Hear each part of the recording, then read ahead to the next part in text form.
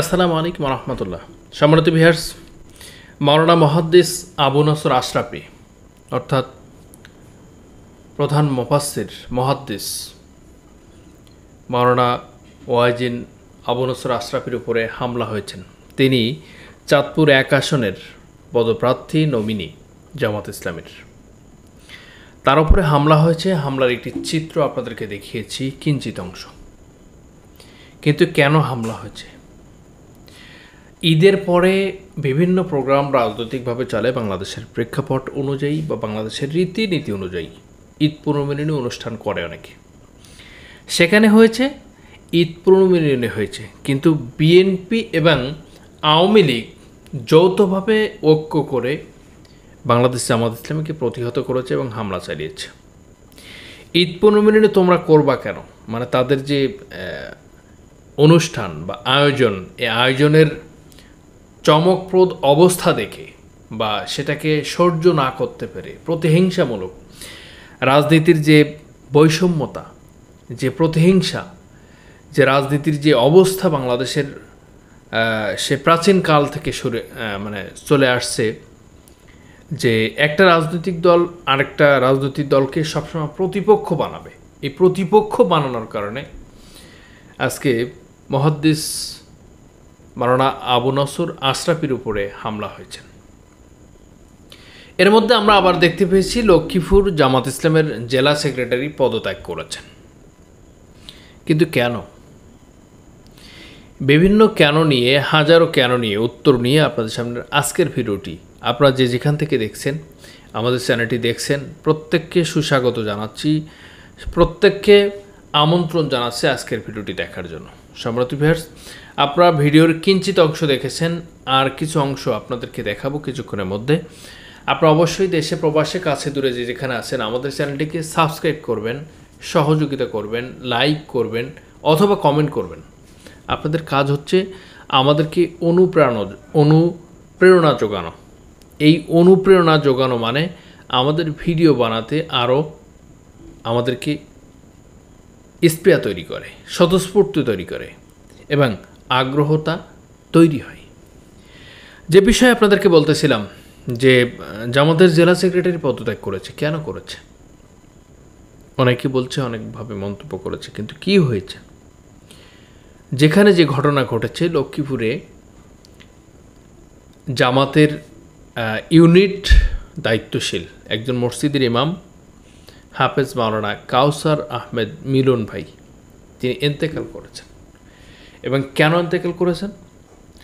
তার ছোট ভাইয়ের উপর ক্ষোভ নিয়ে গাঁজা, ইয়াবা এবং মাদকদ্রব্য সেবনকারীরা একটা অন্তর্কোন্দল চলতেছিল, এবং সর্বশেষ যেটা হয়েছে তার সাথেই সে ঘটনা ঘটেছে। শুধু কাউসার ভাই সেখানে যেয়ে বাধা প্রদান করার কারণে তাকে রড দিয়ে, দেশীয় অস্ত্র দিয়ে কুপিয়ে তাকে হত্যা করেছে, পিটিয়ে। এই যে ঘটনা ঘটেছে, এই আভ্যন্তরীণ বিষয়কে রাজনৈতিক একটা ব্লেম দেওয়ার জন্য শুরু হয়ে গেছে আন্দোলন। বিএনপির কেন্দ্রীয় কার্যালয় থেকে এই যে শহীদুদ্দিন আনি, তিনি কি বলেছেন? তিনি বললেন এটা রাজনৈতিক প্রতিহিংসামূলক। এই লক্ষ্মীপুরে এই ঘটনা ঘটেনি। প্রকাশ্য ভিডিও আছে, প্রকাশ্য ফুটেজ আছে, সাক্ষী, সহযোগী, মানে পরোক্ষভাবে তারা দেখেছে। এরপরেও সেটাকে তারা মিথ্যা বলে চালিয়ে দিয়েছে। ছাত্রদল, যুবদল, স্বেচ্ছাসেবক দলের নেতাকর্মীরা যে কাজটি করেছে, একজন ভাইকে, একজন ইমামকে, একজন মুসলিমকে, একজন মুসলমান ভাইকে হত্যা করেছে, এইটা নিয়ে, এই লাশ নিয়ে, এই মানুষটাকে নিয়ে রাজনীতি চলছে। এবং সেই রাজনীতির কোন্দলে, অন্তর্কোন্দলে তিনি সহ্য না করতে পেরে বা তিনি দিশেহারা হয়ে, ধৈর্যচ্যুত ঘটে তিনি আসলে একটি প্রস্তাবনা দিয়েছে যে আমি আসলে এই সেক্রেটারির দায়িত্ব পালন করতে যাচ্ছি না। আর তারপরেও তার ব্যক্তিগত বেশ কিছু কারণ আছে, এর মধ্যে এটা একটি এখন উঠে এসেছে, যার কারণে সে পদত্যাগ করার জন্য প্রস্তাবনা দিয়েছে বা লিখিত দিয়েছে। এখন সংগঠন যদি সিদ্ধান্ত নেয় তাকে পদত্যাগ মেনে নিবে, যদি সিদ্ধান্ত না নেয় তাকে আবার বহাল রাখবে, সেটা সংগঠনের ব্যাপার। এরপরে যে ঘটনাটা ঘটেছে আপনাদেরকে যেটা দেখালাম, বললাম প্রথমে, আবু নসর আশরাফি বাংলাদেশের মধ্যে একজন আল্লামা সাঈদীর উত্তরসূরি বলা যায়।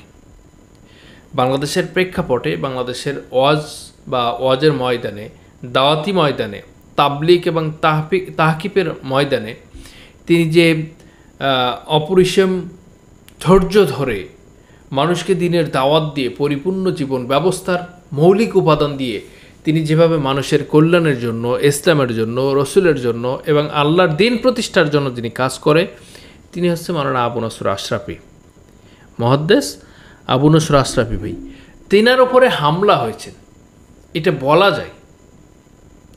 এতদিন তিনি ছিল ভালো, এতদিন তিনি ছিলেন মাথার তাজ, মানুষের বিশ্বস্ত।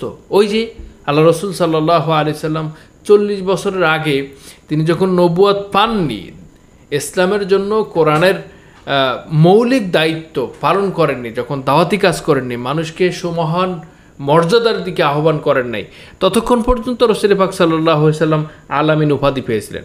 মক্কার সবচেয়ে বিশ্বস্ত, সহযোগী, আস্থাভাজন মানুষ হিসাবে রাসূল সাল্লাল্লাহু আলাইহি সাল্লাম ছিলেন। কিন্তু যখন দ্বীনের দাওয়াত দিয়েছেন, কোরআনের ব্যাখ্যা তুলে ধরেছেন, রাসূলের সুন্নাহ আদর্শকে বাস্তবায়ন করতে গিয়েছেন, তখনই এই ভেজাল লেগে গেল, তখনই এই ঝামেলাটা, এই জটলাটা পাকিয়ে গেল। কেন কাটলো? তখন এই ঘটনাটা ঘটে গেছে এই জন্য, রসুল যখন দ্বীনের দাওয়াত দিতেন, রসুলের চেহারা দেখলে মানুষ হুমড়ি খেয়ে রসুলের প্রতি আকৃষ্ট হয়ে ইসলামের এই সুমহান বাণী পেয়ে তারা আগ্রহ করে গ্রহণ করতেন। এটা তাদের একটি শত্রুতা মিছিল। তারা যে নারীবাজি করত, মদ খেত, জুয়া খেলতো এবং বিভিন্ন অন্যায়, অপকর্ম, দুর্নীতি, করাপ্টেডের সাথে যারা জড়িত ছিলেন তৎকালীন, তাদের তো জ্বালাপালা শুরু হয়ে গেল। এ কী শুরু করেছে মুহাম্মদ সাল্লাল্লাহু আলাইহি সাল্লাম, আজকে এ কী শুরু করেছেন? এতদিন তো ভালোই ছিল।